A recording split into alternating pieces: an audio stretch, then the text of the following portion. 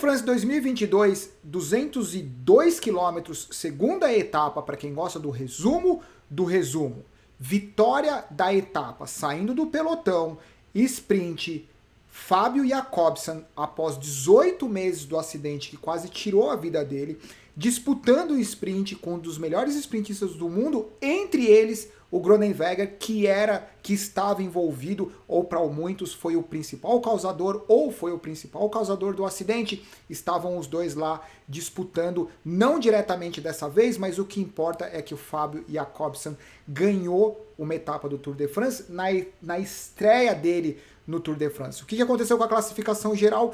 O Van Aert, por conta da bonificação de tempo, ele assume a camisa amarela, então a camisa amarela ela sai do ônibus da Deceuninck Quick-Step, vai para o ônibus da Jumbo-Visma, mas em compensação a vitória fica no ônibus da Quick-Step.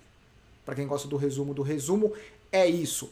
Esse vídeo vai ter 3 partes: resumo do resumo, comentário com os pitacos, e no final é só para os amigos, só para os brothers, só para a galera íntima, só pro pessoal da família. Daí fica pra gente conversar, certo? Pra quem é do resumo é isso. Mudou a camisa amarela, o Fábio Jacobsen ganhou a etapa, nada aconteceu, alguns tombos na ponte, etc. Mas pra quem gosta do resumo, acabou. Eu vou tentar usar a imagem. Como sempre, eu fico no gancho, os caras querendo tirar o canal do ar. E também, se for tirar o canal do ar, tira o canal do ar, porque eu vou ficar fazendo o quê? Né? Se o legal é falar sobre esse tal de Tour de France. É impressionante a diferença, né? Por mais que o Giro de Itália tenha a mágica de ser talvez uma prova considerada mais dura pelo terreno, pelo clima, mas a competitividade e o público do Tour de France é sem igual. Essa é a altimetria de hoje. Para quem assiste meus vídeos sempre sabe que eu não gosto de julgar a dificuldade da etapa simplesmente pela altimetria, e a altimetria que a gente vê no desenho, a altimetria, nem sempre reflete o que os caras estão sentindo na perna deles. Algo que eu esqueci de comentar ontem, que é super importante no contrarrelógio, tão importante quanto a vitória para alguns ciclistas, como o Yves Lampaert, é super importante para as equipes, porque a ordem da classificação do contrarrelógio vai determinar a ordem dos carros no comboio que vai atrás do pelotão. Então é super importante que os carros eles estejam o quanto mais próximo do pelotão, melhor, para se acontecer alguma coisa, só que a posição do carro depende da posição dos ciclistas e das equipes. Então era super importante ter uma boa colocação no contrarrelógio, mesmo que não seja pelo contrarrelógio, o diretor esportivo fala assim, bom, alguém tem que levantar a mão e tem que falar que vai fazer um bom contrarrelógio, porque essa posição vai refletir no posicionamento do carro, certo? Então essa altimetria dos 200 quilômetros, todo mundo no pelotão, logo no começo uma fuga com 4 ciclistas. 2 ciclistas da BB Hotéis, que eles ficaram para trás, eu não sei se eles... Enquanto estavam 4 ciclistas, eu vou mostrar os 4 ciclistas que estavam. Estavam o ciclista da Intermarché, ciclista da Education First, que é o que acumulou o Magnus Cort Nielsen. Então tava esses 2 ciclistas, certo? Aí, o que aconteceu? Magnus Cort Nielsen, ele saiu desesperado para conquistar a camisa de rei da montanha. Se a gente fizer um paralelo até mesmo com as outras grandes voltas, nas primeiras etapas a gente não veria uma equipe como a Education First disputando por uma camisa de forma tão prematura. Só que no Tour de France tudo é diferente. Vestir a camisa de rei da montanha no Tour de France tem um significado completamente diferente do que vestir uma camisa de rei da montanha, a camisa branca de pelotas azuis, no Giro de Itália. Então, tanto é que tá ali ele comemorando, literalmente, como se estivesse ganhando uma etapa do Tour de France, por conquistar a camisa de rei da montanha branca de pelotas vermelhas. E ali o ciclista da Intermarché. Num determinado momento, estavam os 4 ciclistas juntos. Magnus Cort Nielsen, esqueci o nome dele da Intermarché, e os 2 ciclistas da BB Hotéis. Qual que é o problema? Eles não estavam conseguindo trabalhar juntos, eles estavam reclamando muito. Porque os 2 ciclistas da BB Hotéis, eles não estavam ajudando. Entendeu? Então, chegou num determinado momento, ficou meio que insustentável a situação. O Magnus Cort Nielsen estava com a faca nos dentes para ganhar a camisa de Rei da Montanha, então eles quebraram, então os caras da Bay Hotels voltaram para o pelotão e ficou a disputa entre o Magnus Cort Nielsen e entre Maché. Magnus Cort Nielsen levou a camisa e meio que não foi aparente, mas o que deu a impressão, depois que ele conquistou a camisa, ele meio que deu uma recuada e isso permitiu com que o ciclista da Intermarché ganhasse o número o atleta mais combativo do dia. Então todo mundo saiu feliz na fuga. Enquanto isso, aqui eram os ciclistas da BB Hotels sendo absorvidos, ainda faltando 100 km, lembrando que era uma etapa super longa.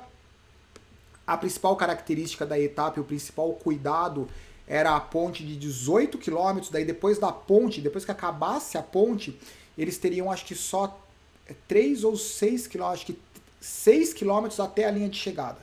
Qual que é o problema da ponte? Além de ser extremamente longa, tinha a previsão de vento cruzado, então uma ponte, eles completamente expostos, então definitivamente o vento cruzado iria ter um fator decisivo.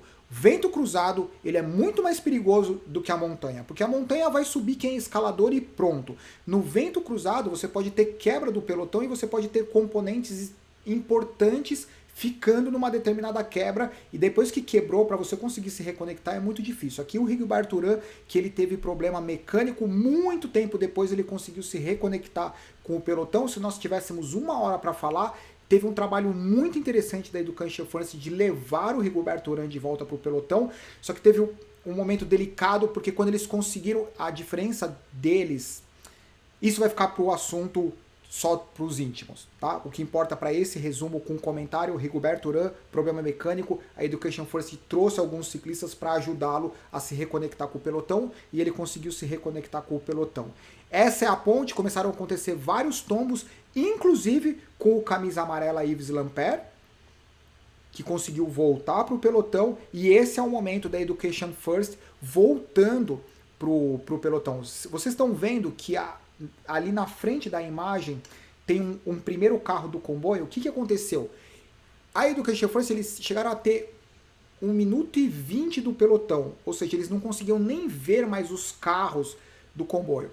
Quando eles começaram a chegar nos carros, ou foi ordem dos comissários, ou foi iniciativa das equipes, em vez deles continuarem no comboio normal, para o atleta se beneficiar desse vácuo, né? Nesse caso, acho que seria legítimo, ou os comissários ou as próprias equipes tiveram a iniciativa de simplesmente parar do lado, e daí os caras voltaram a ficar expostos, porque o comboio tem pelo menos, né, são o quê?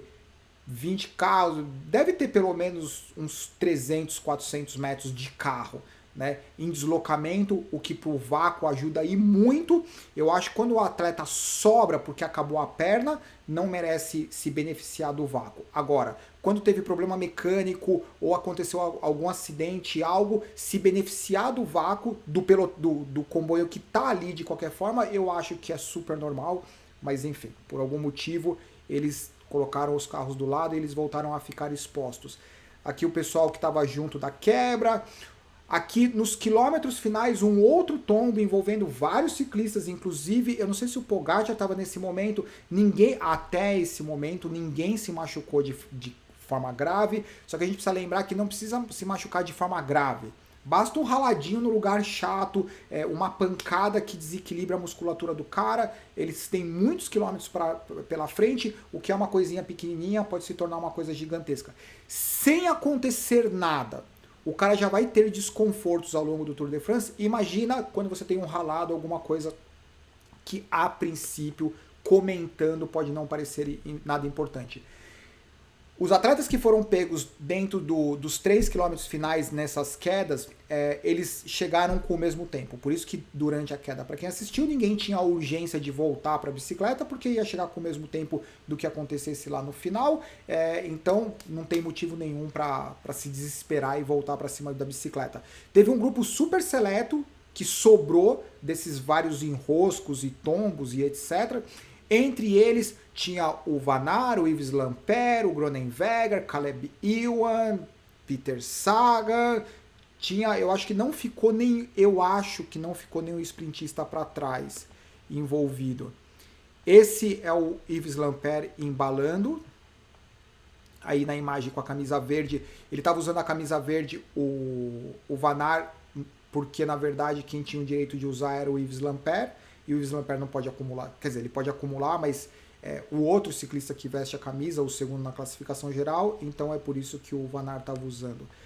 E aqui foi o sprint do Fábio Jacobsen, impressionante, a calma de certos sprintistas, ele foi o último a sair, né? Talvez o Van Aert tenha se precipitado um pouco, e daí o Van Aert, ele olhou para o lado, ele teve até um milissegundo de dúvida do que tinha acontecido, mas na hora que o Jacobsen levanta o braço, já era. Eu pensei, ou deve ter acontecido essa imagem e eu não vi, mas eu acho que é muito provável, eu imagino, que talvez o Groenewegen tenha cumprimentado o Fábio Jacobsen, ou vice-versa, ou não.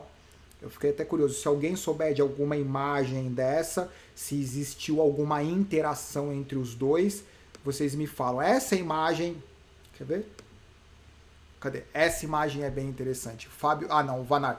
Mentira, eu fiz um print no meu celular que eu não vou mostrar, que eles lado a lado, literalmente, não nesse momento, o Van Aert, o Fábio Jacobsen e o Groenewegen, que eram os dois do acidente da Polônia. Impressionante o Fábio Jacobsen. Sim, eu comentei que deveria levar o Cavendish, eu ainda acho que deveria levar o Cavendish. Não tem absolutamente nada a ver com a qualidade do Fábio Jacobsen, pelo contrário, eu só acho que é difícil compreender a repercussão que o Cavendish ia causar, porque o ciclismo moderno como ele é agora, é muito, mas muito improvável que um ciclista tenha a oportunidade de acumular tantas vitórias. O ciclismo hoje em dia ele é muito mais agressivo, é um calendário muito mais apertado, então assim, é extremamente difícil igualar esse recorde.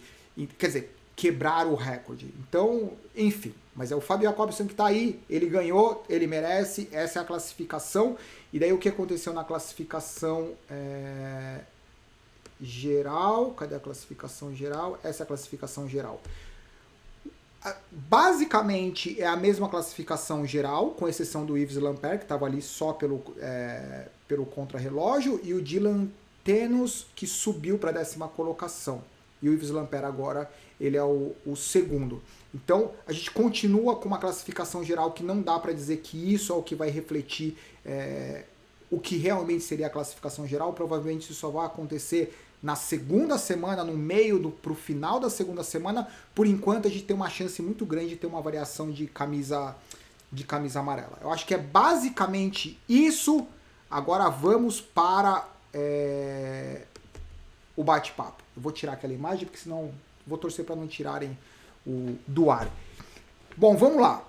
Considerações. Primeiro, eu estou de olho no Chris Froome. Vamos fazer uma campanha de olho no Chris Froome. E, obviamente, vocês lembram no Tour de France 2019, 2018, lembra aquela história, fica de olho no Gadu? Fica de olho no Gadu. Eu acho que ele vai fazer alguma coisa especial. Eu não acho que isso quer dizer que ele tem a chance de ganhar o Tour de France, mas fique de olho no Gadu.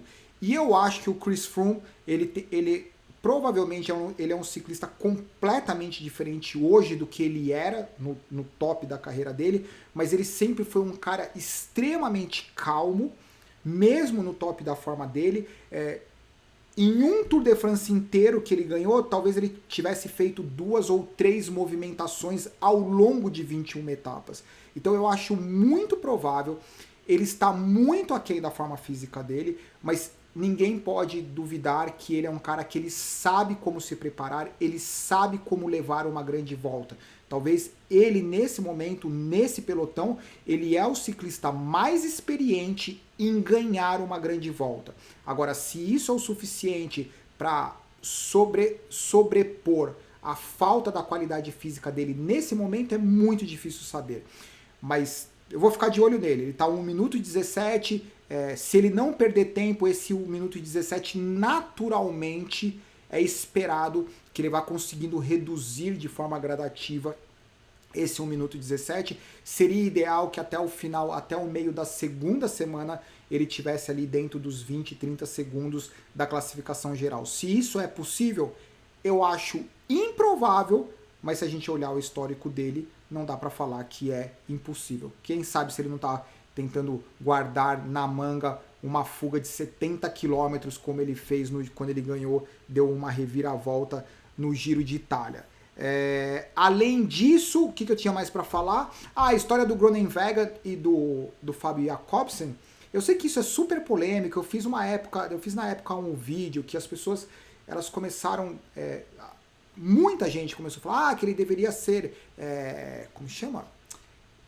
Deveria ser processado por tentativa de homicídio e etc. Obviamente eu não tenho conhecimento nenhum legal, jurídico para fazer uma afirmação dessa, nem para defender. Eu acho que o ciclismo, ele é um organismo muito específico, né? E eu acho que esse organismo muito específico, ele tem que se autorregular de alguma forma. Não dá para, eu imagino, eu não sei, isso seria aberto para discussão, por isso que está no momento do vídeo só para os amigos. Eu imagino que, por exemplo, a invasão do hotel da Bahrein Victorious pela polícia. Pela polícia? O que a polícia tem a ver com isso? O que a polícia tem a ver com o Tipo, eu entendo que a gente pode encontrar um caminho sobre isso, mas qual que é a ideia? Por que a polícia? Por que o atleta... Vamos supor que tem lá um atleta, né, que ele não faz uso de doping. Imagina você se preparando para a competição da sua vida, daí às 5h30 da manhã vem um cara e abre a porta e fala assim, você é obrigado a deixar com que a polícia entre no seu quarto às 5h30 da manhã. Entendeu? E o atleta ele não tem o direito de falar assim, não, você não vai entrar no meu quarto. Eu não sou bandido, eu não estou fazendo nada errado. Então assim, essa mistura do mundo outside ciclismo com o que acontece inside ciclismo, eu acho extremamente complicado. Por exemplo, voltando pronto do Groenewegen, eu não estou defendendo o Groenewegen. O que ele fez foi realmente... Mas o comentário que eu fiz na época, todos esses caras, os sprintistas, têm que conversar entre eles. Talvez até mesmo o Fabio Jakobsen, talvez até ele mesmo, ele tenha uma perspectiva diferente do que a gente tem, tendo acontecido o acidente com ele. Então, enfim, eu só estou comentando isso porque é só para os íntimos. Você que não é íntimo, que não acompanha a história dos meus canais, mensura aí o que você vai comentar, certo? E eu sou super aberto, pode comentar o que quiser, aqui não tem nada de deletar, não tem nada de... qual que é o assunto adicional, só para enrolar? O negócio da Education First, puta sacanagem que fizeram, os caras fazendo uma puta força, entendeu? O que acontece? Você tem todos os carros, né? Você tem o comboio atrás do pelotão, né? Você não tá pedindo ajuda, eles estão lá de qualquer forma, tá lá o pelotão, né? Porque o que acontece? Se o comboio de carro eles têm que parar ou fazer alguma coisa, isso vai interferir se algum ciclista precisar de ajuda. Então, assim, o cara teve problema mecânico, não é que ele sobrou por falta de perna, ele teve problema mecânico, deixa o cara voltar pro pelotão, e não é que ele tá pedindo para um carro desacelerar, eles estavam indo em direção ao comboio, eles começaram a ultrapassar os carros que estavam no fundo, e daí subitamente desapareceram os carros. Daí apareceu a imagem que os carros estavam todos encostados.